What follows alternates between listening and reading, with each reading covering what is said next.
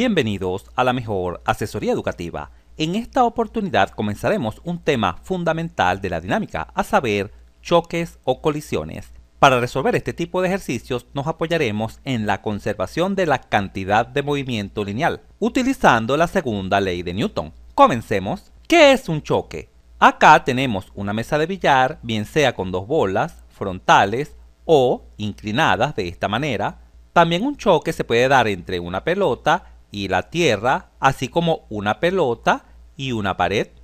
Por supuesto, un choque también se puede dar entre una pelota de béisbol y un bate, o como en otros deportes como el fútbol, donde el jugador patea una pelota impulsándola grandes distancias, o como en un partido de golf, donde con un palo de golf, a través de un golpe o choque, se envía la pelota también grandes distancias. Ahora bien, sea cual fuera el choque, bien sea que se dé en una mesa de billar, como en este caso, o entre una pelota y la tierra, o entre una pelota y una pared, o entre un bate de béisbol y una pelota, siempre se generan fuerzas internas, estas que están acá. Y estas fuerzas internas tienen las características de ser iguales en magnitud y dirección, pero diferentes en sentido. Visualiza esta primera figura. Llamaremos F(1,2) a la fuerza en la bola 1 que ejerce la bola 2. De manera semejante, F(2,1) será la fuerza en la bola 2 que ejerce la bola 1. Ahora bien, obsérvese cómo estas dos fuerzas tienen la misma dirección horizontal, y la misma magnitud, el mismo tamaño, pero tienen diferente sentido. Esta apunta a la derecha y esta apunta a la izquierda. Esto mismo siempre sucede en cualquier choque, bien sea inclinado, obsérvalo acá, bien sea entre una pelota y la tierra, bien sea entre una pelota y una pared, o bien sea en el momento de batear una pelota. Y como estas fuerzas generadas en un choque tienen la misma dirección y magnitud pero diferente sentido, visualizamos que lo que se está cumpliendo es la tercera ley de Newton, la ley de acción y reacción.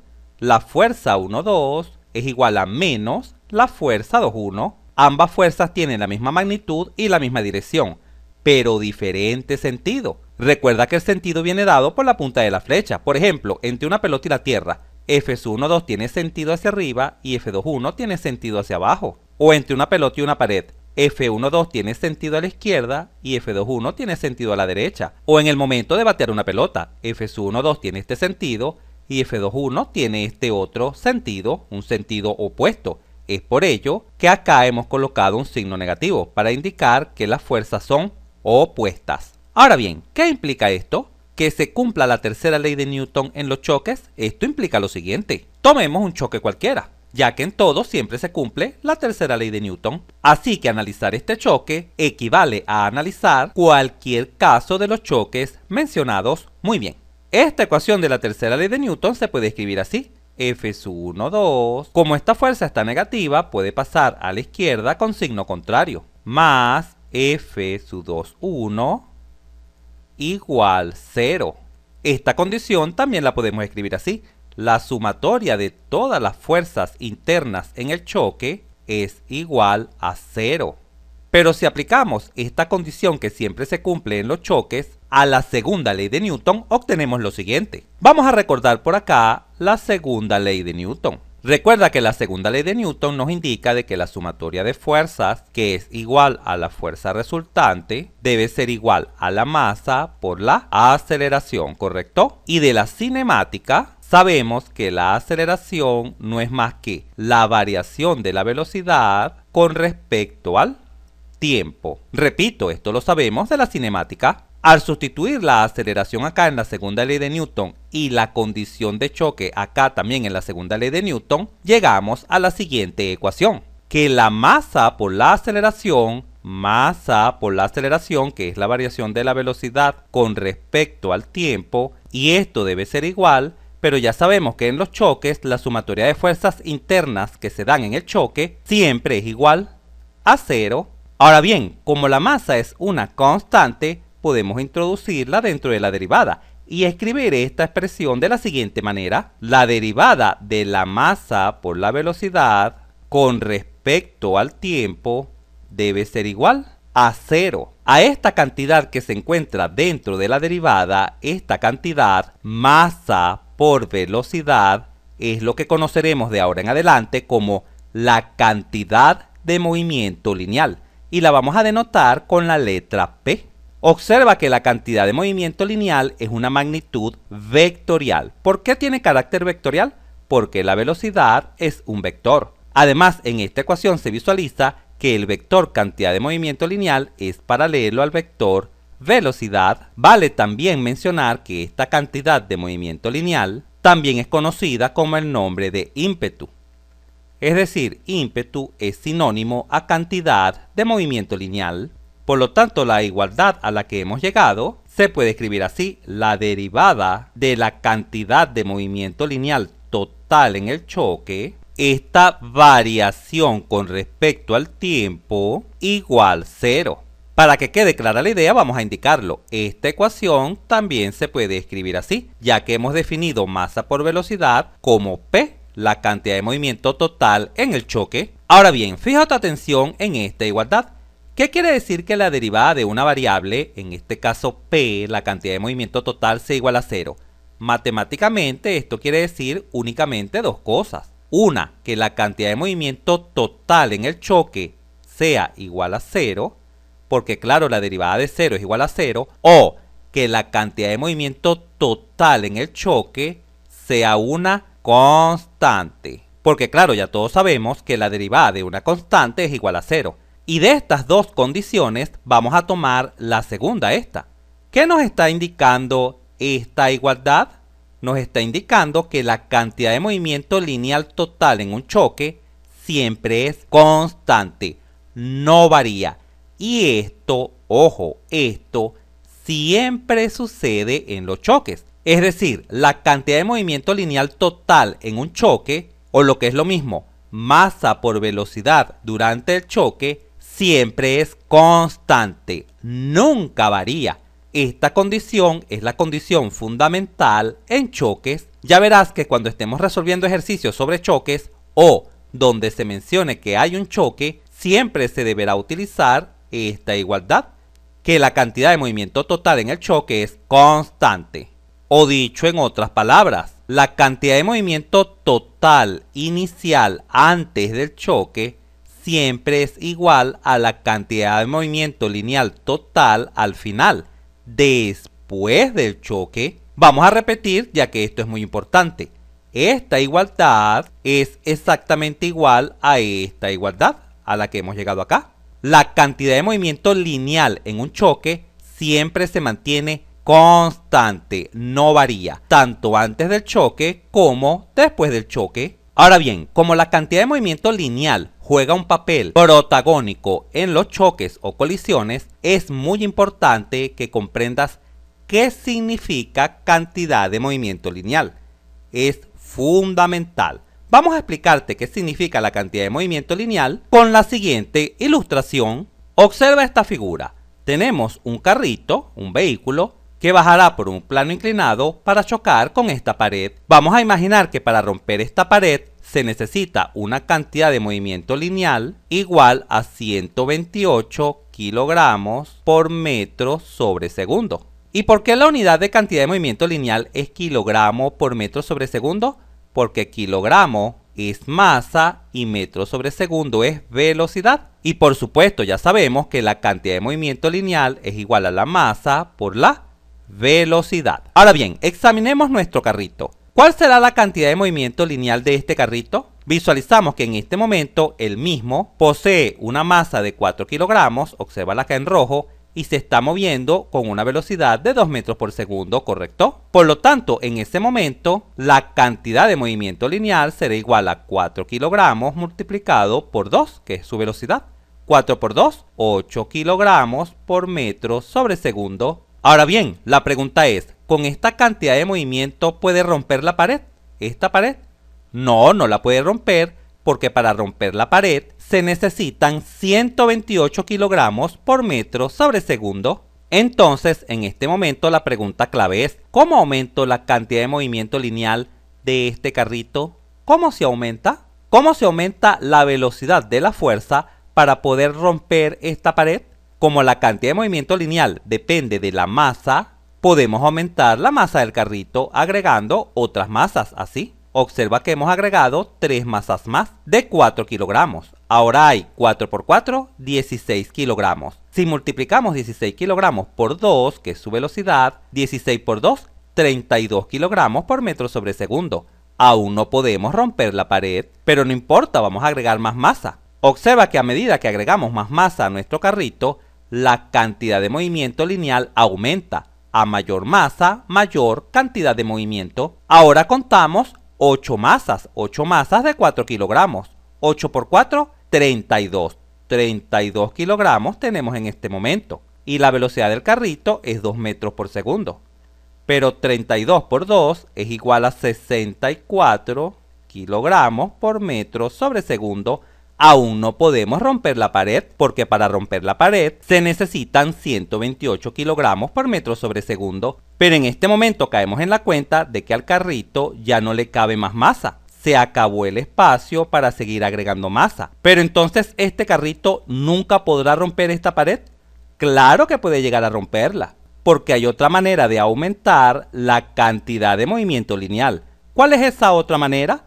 Visualizamos que la cantidad de movimiento lineal no solamente depende de la masa, también depende de la velocidad. Por lo tanto, si aumentamos la velocidad, estaremos también aumentando la cantidad de movimiento lineal, que es lo que nos interesa. Por ejemplo, si al carrito le agregamos este motor, observa acá, un motor, el cual es capaz de aumentar la velocidad del carrito al doble, es decir, 2 por 2 a 4 metros por segundo, ahora nuestra cantidad de movimiento lineal será 32 kilogramos, que es la masa que tiene el carrito, por la nueva velocidad gracias al motor. La velocidad aumentada es de 4 metros por segundo.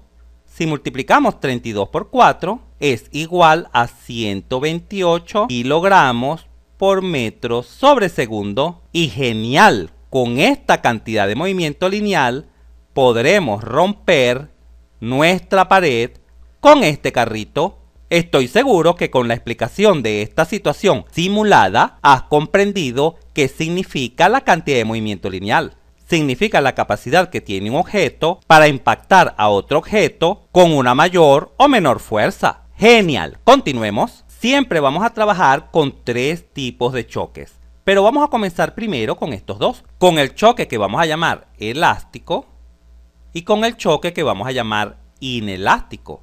Ahora bien, ante un choque, ¿cómo sabemos si el mismo es elástico o es inelástico?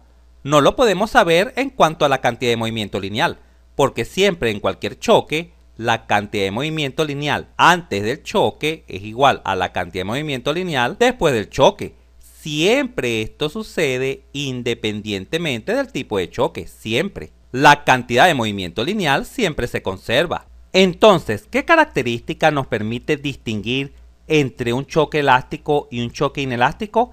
Esta característica será la energía. ¿Pero cuál tipo de energía? La energía cinética. Recuerda que la energía cinética la hemos denotado con la letra K y siempre es igual a un medio de la masa por la velocidad al cuadrado. ¿Te has perdido de nuestro video donde definimos la energía cinética? No te preocupes, acá en la Mejor Asesoría Educativa siempre te dejamos todo a la mano. Entra acá en la esquina superior derecha de la pantalla y disfruta de un genial video para que domines hoy mismo de dónde se ha obtenido esta definición. La energía cinética. Muy bien, en un choque elástico siempre la energía cinética se conserva, siempre. No se transforma la energía cinética en ningún otro tipo de energía. Es decir, la energía cinética total antes del choque, al inicio del choque, siempre es igual a la energía cinética total al final, es decir, después del choque. Esta característica siempre se cumple en los choques elásticos, siempre. Entonces, ¿qué será un choque inelástico? Un choque inelástico es lo contrario de un choque elástico, es decir, aquel donde no se conserva la energía cinética, es decir, parte de la misma se transforma. Esto lo podemos escribir así: la energía cinética total antes del choque, al inicio, es diferente de la energía cinética total al final, después del choque. O en otras palabras, la energía cinética no se conserva cuando el choque es inelástico. te aconsejo que para aprender esta característica te aprendas una sola, por ejemplo esta. En el choque elástico la energía cinética se conserva. Por lo tanto, en el choque inelástico la energía cinética no se conserva. Qué fácil y sencillo es aprender el tema de choques o colisiones en física. Muy bien, vamos a continuar avanzando. En este momento se presenta el tercer tipo de choque, el choque completamente inelástico. ¿Pero en qué se diferencia el choque completamente inelástico de los primeros dos choques? Se diferencia en esta característica. Pon mucha atención. En los primeros dos choques, en el elástico y en el inelástico, que ya sabemos que se distinguen en cuanto a la energía cinética, en el elástico se conserva la energía cinética, en el inelástico no se conserva la energía cinética. En estos dos tipos de choques siempre los cuerpos se separan. Después de la colisión, los cuerpos se separan. Pero en el choque completamente inelástico, ojo, observa, en el choque completamente inelástico, la característica es que después del choque, los cuerpos quedan unidos, quedan juntos, quedan pegados. Y quizás en este momento te preguntes, ¿pero por qué la energía cinética tampoco se conserva? Recuerda que cuando el choque es inelástico, la energía cinética no se conserva. Es por esa razón que hemos escrito esta condición en este tercer tipo de choque, en el choque completamente inelástico. Justamente por ser inelástico, la energía cinética no se conserva. Esto ya lo sabemos de acá.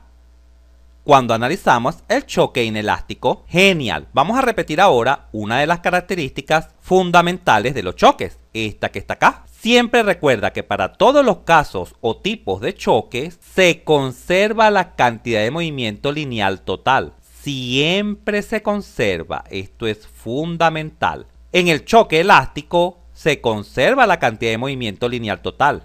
En el choque inelástico también se conserva la cantidad de movimiento lineal total. Y en el choque completamente inelástico también se conserva la cantidad total de movimiento lineal. Siempre la cantidad de movimiento lineal se conserva independientemente del choque. En todo choque, la cantidad de movimiento lineal total es constante. Así, hasta ahora hemos discutido tres características. La primera es la energía cinética. Sabemos que cuando el choque es elástico la energía cinética se conserva, pero en los choques inelásticos no se conserva la energía cinética. La segunda característica es la condición física después del choque. En los dos primeros choques, elástico e inelástico, los cuerpos siempre se separan. Pero en el choque completamente inelástico, los cuerpos quedan unidos, quedan juntos, quedan pegados. Y la tercera característica es que la cantidad de movimiento lineal total en el choque siempre se conserva, siempre es igual, independientemente del tipo de choque. Pero aún podemos agregar una característica más, para tener así 4 características que distinguen a estos choques. ¿Cuál será esa cuarta característica? Esa cuarta característica tiene que ver con el coeficiente de restitución, también denotado con la letra E. Pasemos a analizar un poco cómo esta característica, el coeficiente de restitución, nos permite también distinguir entre estos tres tipos de choque. Para definir nuestro coeficiente de restitución, vamos a analizar el choque elástico. Ya sabemos que en el choque elástico se conserva la cantidad de movimiento lineal y también se conserva la energía cinética, ¿correcto? Vamos a pasar a escribir estas dos características. Comencemos con la conservación de la cantidad de movimiento lineal total en un choque. Recuerda que la cantidad de movimiento lineal siempre es igual a la masa por la velocidad. Por lo tanto, la cantidad de movimiento lineal de la masa 1 antes del choque, la cual la vamos a escribir así, masa 1 por la velocidad 1. Y para distinguir que esta es la velocidad antes del choque, vamos a colocar la letra I. Inicial, antes del choque, más la masa 2, que por supuesto tendrá una velocidad 2 antes del choque inicial. Esto siempre debe ser igual a la cantidad de movimiento lineal total después del choque, es decir, a la masa 1 por la velocidad 1 después del choque, es decir, al final, más la masa 2 por la velocidad que tendrá el cuerpo 2 después del choque, es decir, al final.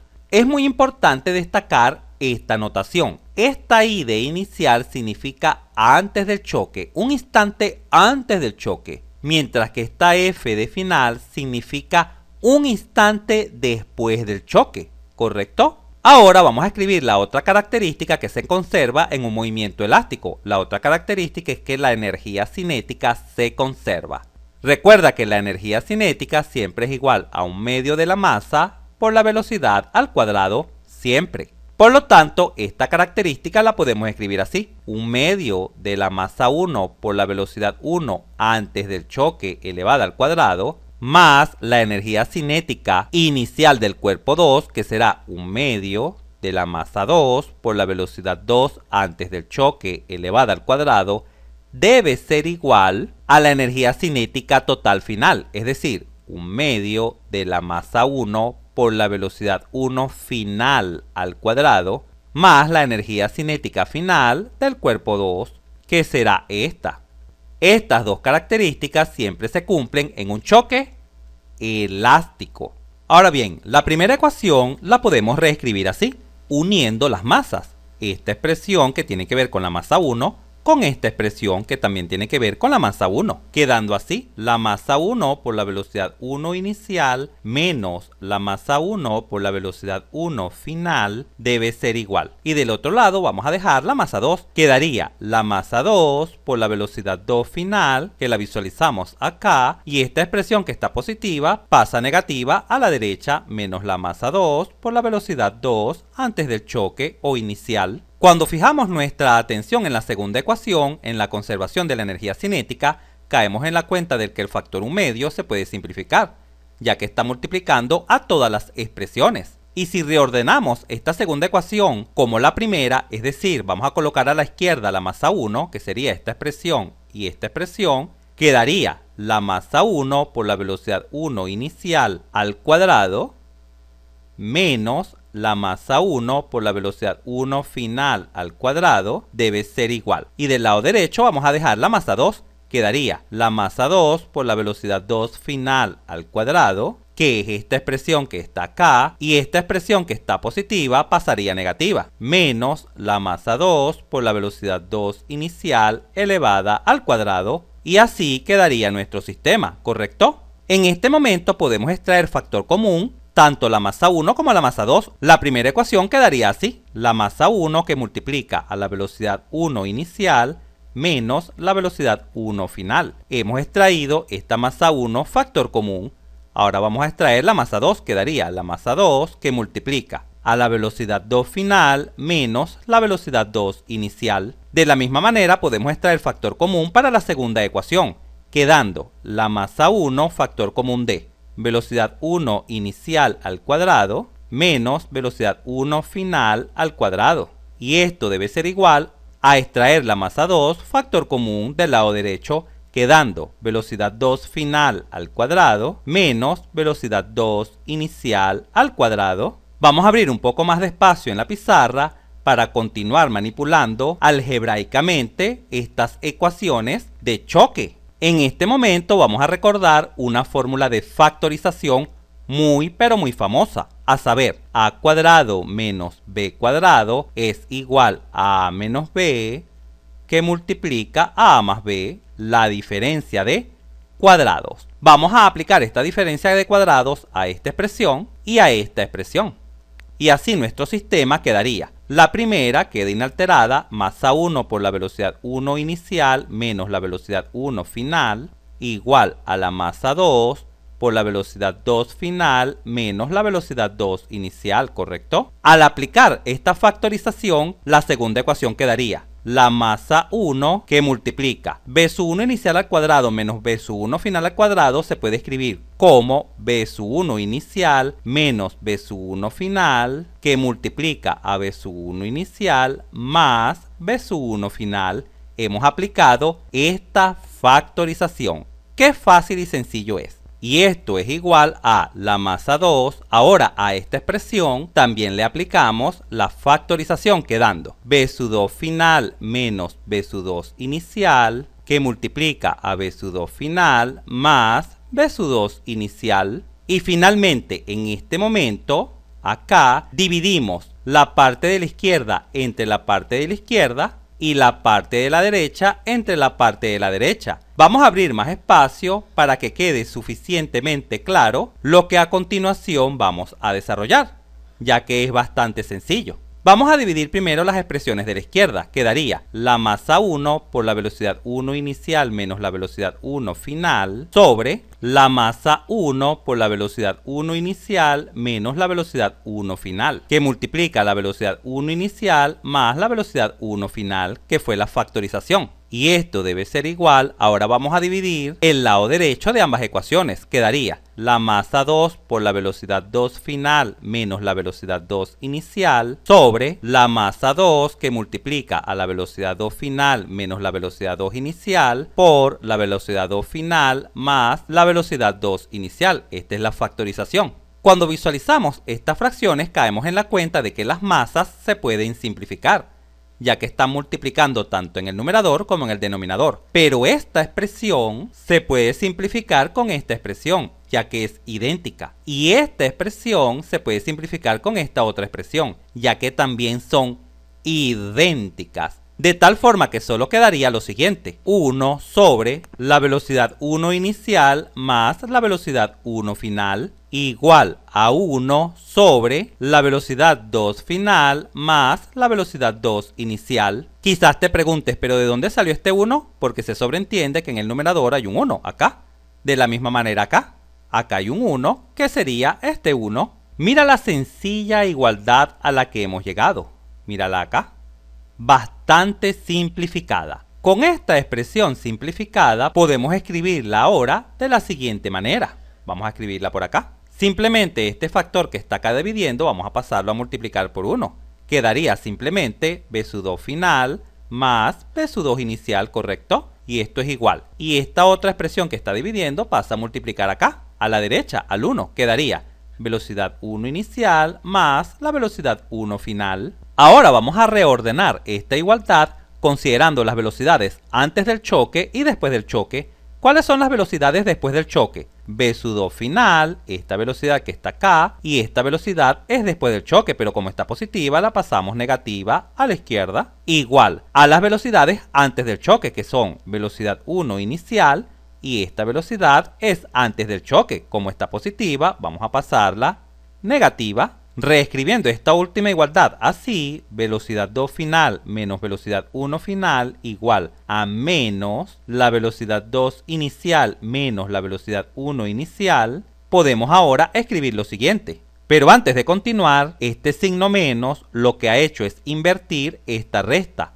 Es decir, inicialmente teníamos a menos b y ahora tenemos b menos a invertido. Pero para poder invertir una resta siempre debemos agregar un signo negativo. Muy bien, imaginemos que acá tenemos un 1 por 1. Por supuesto no estamos afectando nada porque cualquier expresión multiplicada por 1 es la misma. Pero si tomamos este factor que está multiplicando al 1 y lo pasamos dividiendo a la izquierda, se obtiene lo siguiente: velocidad 2 final menos velocidad 1 final sobre menos velocidad 2 inicial menos velocidad 1 inicial. Esto debe ser igual a este 1 azul. Vamos a colocarlo acá. Y recuerda que cuando se tiene un signo negativo, bien sea en el numerador o en el denominador, el mismo se puede colocar en el centro de la fracción, así. Por lo tanto, vamos a borrarlo de acá y lo vamos a dejar acá en el centro de la ecuación. Esta expresión que ha quedado acá, al lado izquierdo, esta expresión es la que de ahora en adelante vamos a conocer como E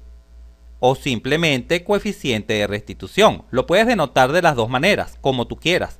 Y esta siempre será igual a menos, por este menos que está acá, el cociente entre las velocidades después del choque, siempre en el numerador van las velocidades después del choque, sobre, y en el denominador siempre van las velocidades antes del choque, siempre. Vamos a abrir un poco más de espacio para que visualices a qué es igual el coeficiente de restitución cuando el choque es elástico. Ya sabemos que esta expresión es el coeficiente de restitución. Y este coeficiente de restitución nos dio igual a 1 cuando analizamos el choque elástico, ¿correcto? Cuando analizamos el choque elástico, el coeficiente de restitución nos dio igual a 1. Y ahora con esta nueva característica de choques podemos completar nuestra tabla de los tipos de choques. Observa, cuando el choque es elástico, el coeficiente de restitución, que se puede denotar con la letra E o como C sub R, siempre es igual a 1. Cuando el coeficiente de restitución sea igual a 1, el choque es elástico, siempre. Pero veamos más de cerca qué significa el coeficiente de restitución. Significa la medida del grado en que la energía cinética, esta energía cinética que está acá, se conserva. Es decir, cuando se conserva el 100% de la energía cinética, el coeficiente de restitución es igual a 1. Pero cuando no se conserva la energía cinética, como son estos casos, el caso del choque inelástico y el caso del choque completamente inelástico, entonces el coeficiente de restitución ya no es igual a 1, ya no es igual al 100%. Porque cuando la energía cinética no se conserva, es porque parte de ella se ha transformado, por ejemplo, en calor y se ha conservado, por ejemplo, un 90%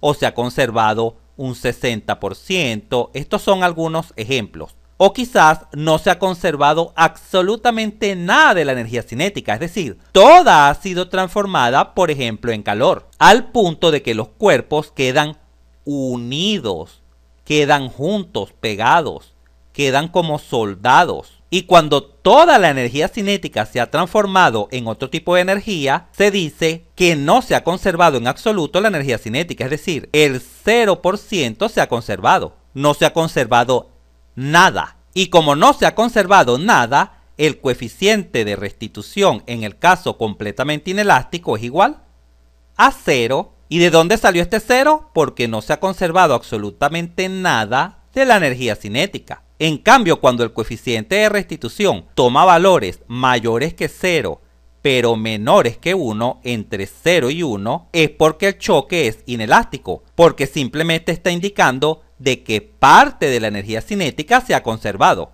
Por ejemplo, si el coeficiente de restitución es igual a 0,6, nos está indicando que solo se conservó el 60% de la energía cinética. Y si el coeficiente de restitución es igual a 0,9, esto nos está indicando que solo se conservó el 90% de la energía cinética. En resumen, cuando el coeficiente de restitución sea igual a 1, te indiquen que el coeficiente de restitución es 1, es porque el choque es elástico. Si te dan un coeficiente de restitución entre 0 y 1, por ejemplo 0,1, 0,5, 0,8, etc., es porque el choque es inelástico. Y si te indican que el coeficiente de restitución es nulo, es igual a 0, es porque el choque es completamente inelástico. Pero más allá de aprenderte estas condiciones de memoria, ya sabes el porqué, el significado del coeficiente de restitución, la íntima relación que existe entre este coeficiente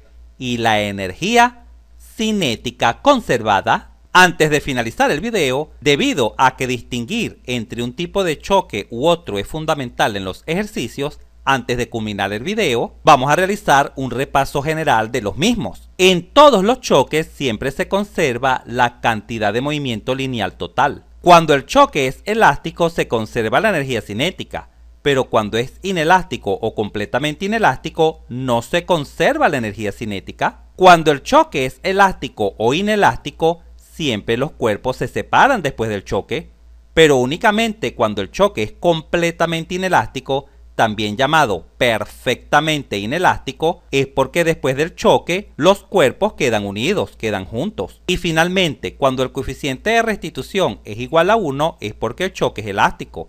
Si el coeficiente de restitución está entre 0 y 1, el choque es inelástico. Y si el coeficiente de restitución es igual a 0, el choque es perfectamente inelástico. Observa cómo los coeficientes de restitución siempre toman valores entre 0 y 1. Puede ser 0 si el choque es completamente inelástico, también llamado perfectamente inelástico, o puede ser 1 cuando el choque es elástico o perfectamente elástico, también le suelen llamar, porque son extremos del coeficiente de restitución. Ahora sí, pasemos a finalizar el video comentando brevemente un importante concepto relacionado con los choques o colisiones, a saber, el impulso.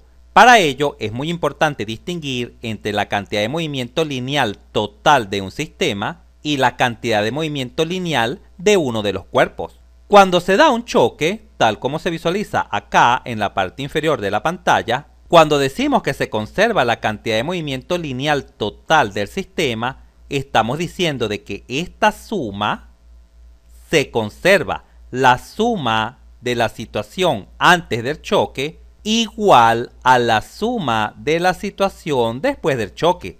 Esto es lo que quiere decir esta conservación de la cantidad de movimiento lineal. En cambio, si queremos calcular la cantidad de movimiento lineal inicial y final de uno de los objetos, por ejemplo, solo de la pelota verde o solo de la pelota azul, esto nos conducirá a la definición de impulso. Observa. Cuando se aplicó la segunda ley de Newton a los choques, caímos en la cuenta de que la sumatoria de fuerzas, o lo que es lo mismo, la fuerza resultante en el choque era igual a la variación de la cantidad de movimiento con respecto al tiempo, ¿correcto? Ya a esto habíamos llegado. Ahora bien, si de esta relación despejamos la variación de la cantidad de movimiento lineal, será igual. Este diferencial de tiempo que está acá en el denominador lo vamos a pasar a multiplicar a la izquierda, quedando la fuerza resultante por el diferencial de tiempo, ¿correcto? Y finalmente, si integramos estas dos expresiones, desde una cantidad de movimiento inicial hasta una cantidad de movimiento final, y desde un tiempo inicial, el cual por lo general es igual a 0, hasta un tiempo final, el cual por lo general simplemente lo llamamos t. Ahora bien, la integral del diferencial de p, la integral cancela con el diferencial y simplemente queda p, evaluado desde p sub 0 hasta p sub f. Por lo tanto, quedaría la cantidad de movimiento final menos la cantidad de movimiento inicial es igual a la integral de la fuerza resultante por el diferencial de tiempo. Ahora bien, a cualquiera de estas dos expresiones, a cualquiera de ellas, es lo que de ahora en adelante lo vamos a denominar impulso. Y ojo con esto se refiere al impulso de un objeto, de uno solo, no de los dos objetos, de uno solo. Vamos a abrir acá un poco más de espacio para escribir la ecuación del impulso y puedas comprender claramente a lo que me estoy refiriendo cuando indico un objeto. Imaginemos que queremos calcular el impulso que ha obtenido la bola verde después de chocar con la bola azul. ¿Cuál sería el impulso de la bola verde? Sería la cantidad de movimiento lineal final, es decir, la cantidad de movimiento después del choque, la cual es la masa 1 por la velocidad 1 final después del choque, menos, porque acá dice menos, la cantidad de movimiento lineal antes del choque. ¿Y cuánto vale la cantidad de movimiento lineal antes del choque de la bola verde? Vale la masa 1 por la velocidad 1 inicial. Esta diferencia es la que conoceremos como el impulso. El impulso recibido por la pelota verde después de chocar con la bola azul, o después de chocar con una pared, o después de chocar con la tierra, con lo que sea. Por supuesto, también puedes calcular el impulso obtenido por la bola azul después del choque. ¿A qué será igual? A la cantidad de movimiento lineal final, que es la masa 2 por la velocidad 2 final, menos la cantidad de movimiento lineal inicial solo de la bola azul, de un solo objeto, que sería la masa 2 por la velocidad 2 inicial. Esta diferencia es el impulso recibido por la bola azul. Ya verás lo fácil y sencillo que es cuando estemos resolviendo los ejercicios calcular el impulso recibido por un objeto después de haber ocurrido un choque o colisión. Finalmente me gustaría comentar que esta fuerza resultante ejercida sobre uno de los objetos por lo general es muy grande y es aplicada en un lapso de tiempo, en un diferencial de tiempo muy pero muy pequeño. Y esto es lógico. Cuando se da un choque, bien sea que una pelota rebote con una pared o con la tierra, o que se dé un bateo, el choque, el instante del choque ocurre en un pequeño instante de tiempo, ¿correcto? Pero es aportada una gran fuerza. Es por ello que los objetos son impulsados hasta recorrer grandes distancias, tal como lo hemos visto en un juego de fútbol, golf, béisbol o en algún choque que hayas visualizado en la vida cotidiana. Si este video te fue útil, suscríbete a nuestro canal, así nos ayudas a crecer. Si te gustó, dale un like, y si conoces a alguien, algún compañero, amigo o familiar que le pueda servir esta información, por favor compártela y continúa aprendiendo de forma rápida y fácil sobre este tema mirando este video para que veas cómo entenderás mucho más este punto.